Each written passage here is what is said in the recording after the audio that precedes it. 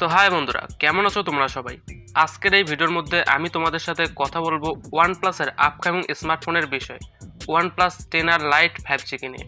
তোমরা সবাই জানো OnePlus 10R লঞ্চ করেছিল কয়েক মাস আগেই, যেটাকে 40,000-এর মধ্যে দেখতে পাওয়া যায়।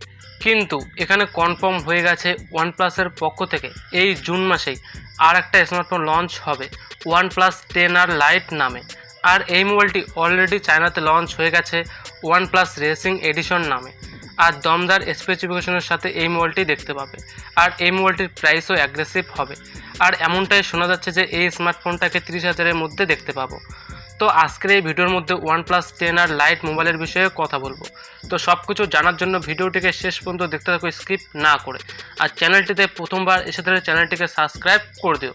তো যদি কথা বলি এই মোবাইলটিকে নিয়ে, OnePlus S রেসিং এডিশন নামে অলরেডি এই স্মার্টফোনটি চায়নাতে লঞ্চ হয়ে গেছে এবং ইন্ডিয়া আর বাংলাদেশে OnePlus 10R Lite নামে লঞ্চ হবে। আর রেসিং এডিশন এজন্যই কেননা এই যে মোবাইলটা হবে ফুল ফোকাস করে বানানো হয়েছে পারফরমেন্সের উপর, মানে পারফরমেন্স এই মোবাইলটির মেন হাইলাইটিং ফিচার। তো সবার প্রথমে কথা বলবো এই মোবাইলটির স্পেসিফিকেশনকে নিয়ে, শুরু করব ডিজাইনকে নিয়ে। তো এখানে তোমরা পিছন থেকে অনেক ভালো ডিজাইন দেখতে পাবে, যেটা দেখতে খুবই প্রিমিয়াম মনে হয়।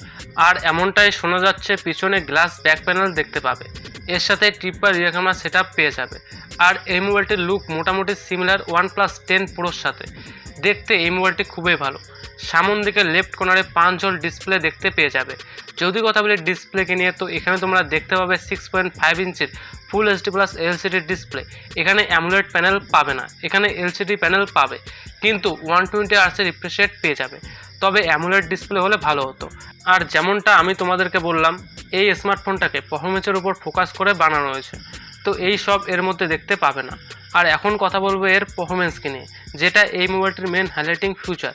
এই মোবাইলটির মধ্যে পেয়ে যাবে MediaTek Dimensity 8100 ম্যাক্স চিপসেট, যেটা 6 nanometer টেকনোলজির উপর বিল্ড করা। স্ন্যাপড্রাগন 888-এর মতন পারফরমেন্স সহজেই পেয়ে যাবে। আর বেশি হিটিং প্রবলেমও এর মধ্যে দেখতে পাবে না অ্যাজ কম্পেয়ার টু স্ন্যাপড্রাগন 888। এর সাথে LPDDR5 র্যাম এবং UFS 3.1-এর স্টোরেজ টাইপ। তো এখানে র্যাম টাইপ আর স্টোরেজ টাইপ অনেক ভালো পেয়ে যাবে। তো পারফরমেন্সের দিক দিয়ে এই মোবাইলটি বেস্ট হবে। যদি কথা বলি ক্যামেরাকে নিয়ে, তো এখানে ট্রিপল রিয়ার ক্যামেরা সেটআপ দেখতে পেয়ে যাবে, যেখানে 64 মেগাপিক্সেলের মেন ক্যামেরা সেন্সার, এছাড়াও 8 মেগাপিক্সেলের আল্ট্রা ওয়াইড অ্যাঙ্গেল লেন্স এবং 2 মেগাপিক্সেলের মাইক্রো লেন্স দেখতে পাবে। তো ডিসেন্ট ক্যামেরা সেটআপ পিছন দিকে দেখতে পাবে। আর সামন দিকে 16 মেগাপিক্সেলের সেলফি ক্যামেরা পেয়ে যাবে। আর এই ডিভাইসটিকে পাওয়ার দেওয়ার জন্য 5000 mAh ব্যাটারি ইউজ করা হয়েছে, যেটাকে চার্জ করার জন্য 67 ওয়াটের ফাস্ট চার্জিং সাপোর্ট পেয়ে যাবে বক্সের মধ্যেই। ব্যাটারি ব্যাকআপ আমার মতে একদিনের পেয়ে যাবে। আউট অফ দ্য বক্স এই মোবাইলটি অ্যান্ড্রয়েড 12 হবে আর অক্সিজেন ওএস 12.1-এর ইউজার ইন্টারফেস। এর সাথে এই মোবাইলটি সাইড ফিঙ্গারপ্রিন্ট সেন্সারের সাথে আসে, কেননা এর মধ্যে এলসিডি প্যানেলের ইউজ করা হয়েছে। এর সাথে ডুয়াল স্টুডিও স্পিকার। আর চায়নাতে এই মোবাইলটির 3টি ভেরিয়েন্ট পাওয়া যায়, 8GB র্যাম তার সাথে 128GB স্টোরেজ, 8GB র্যাম তার সাথে 256GB স্টোরেজ, আর 12GB র্যাম তার সাথে 256GB স্টোরেজ। কিন্তু আমার মনে হয় ইন্ডিয়া আর বাংলাদেশে দুটি ভেরিয়েন্টের সাথে লঞ্চ হবে। যদি কথা বলি চায়নাতে এই মোবাইলটি কি প্রাইস পয়েন্টে লঞ্চ হয়েছে, তো এই মোবাইলটির বেস ভেরিয়েন্ট 8GB র্যাম তার সাথে 128GB স্টোরেজ, সেটার প্রাইস 21,900 রুপি। কিন্তু তোমরা সবাই জানো ইন্ডিয়ার মধ্যে আসার পর চায়নার স্মার্টফোনগুলোর দাম অনেক বেড়ে যায়। তো আমার মনে হয় এই মোবাইলটি ইন্ডিয়াতে বেস ভেরিয়েন্টের প্রায় 27,000 থেকে 28,000-এর মধ্যে হবে।